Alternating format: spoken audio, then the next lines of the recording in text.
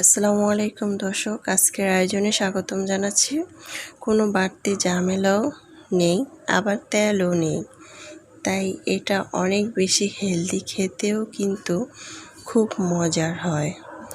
আমার মুখের কথা নয়, আপনি বানিয়ে কিন্তু অবশ্যই ট্রাই করে দেখবেন। এটা খেতে খুব টেস্টি হয়, তার জন্য রেসিপি জানতে হবে। চলুন তাহলে রেসিপিটি শুরু করি।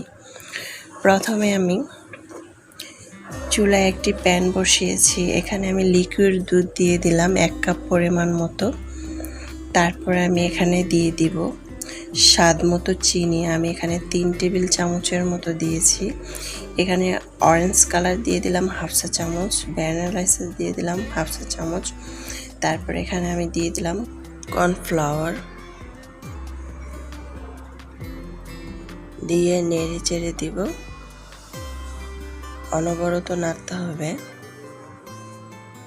এখন চুলার আঁচটাকে আমি মিডিয়াম সাইজ করে দেব। এটা আস্তে করে ঘন হয়ে যাবে। অলরেডি ঘন হয়ে গিয়েছে।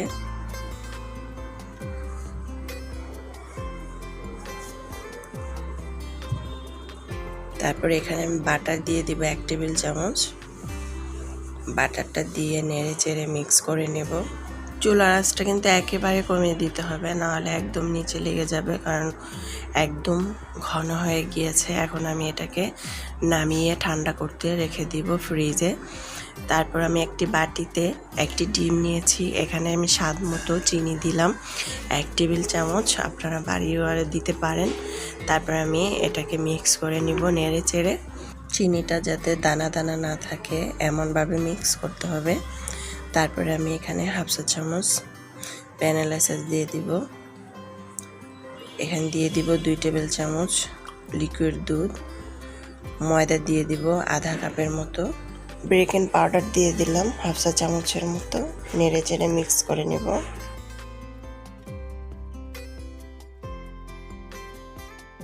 নেড়ে চেড়ে মিক্স করব। তারপর এখানে দুধ দিয়ে দিলাম আরও 2 টেবিল চামচ লিকুইড দুধ, দিয়ে মিক্স করে একটি গোলা তৈরি করে ফেলব। এই যে এরকম গোলা তো আমার তৈরি হয়ে গিয়েছে। এখন আমি চুলায় একটি প্যান বসিয়েছি, হালকা পরিমাণ গরম করে রেখেছি। চুলার আঁচটা একদম মিডিয়াম সাইজ করে রেখেছি। তারপর আমি গোলাটা এখানে দিয়ে দিব 1/2 কাপের মতো, দিয়ে ঢাকনা দিয়ে ঢেকে রেখে দিব। তারপর আমি এটাকে উল্টিয়ে দিব। খুবই সুন্দর একটি প্যানকেকের মতো হয়ে গেল। তারপর আমি এটাকে উঠিয়ে নেব। এক এক করে সবগুলো আমি এভাবে বানিয়ে নেব। তো আরেকটা পদ্ধতিতে বানিয়ে দেখিয়ে দিব।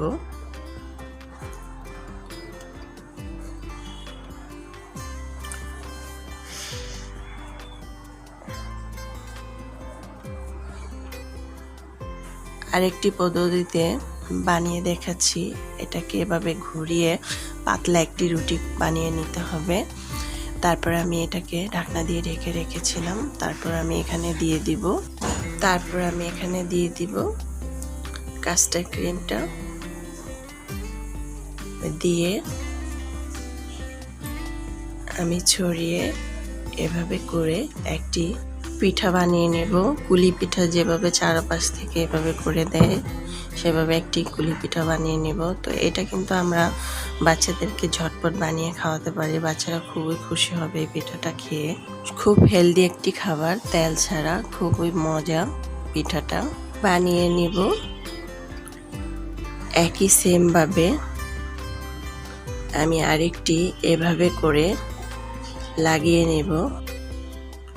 ঠান্ডা হওয়ার পরে আমি এভাবে করে লাগিয়ে নেব চারপাশ থেকে। তো খুব সুন্দর একটি বিকেলের নাস্তা হয়ে গেল। আজকের রেসিপিটি ভালো লাগলে অবশ্যই চ্যানেলটা সাবস্ক্রাইব করে লাইক দিয়ে পাশে থাকবেন। আল্লাহ হাফেজ।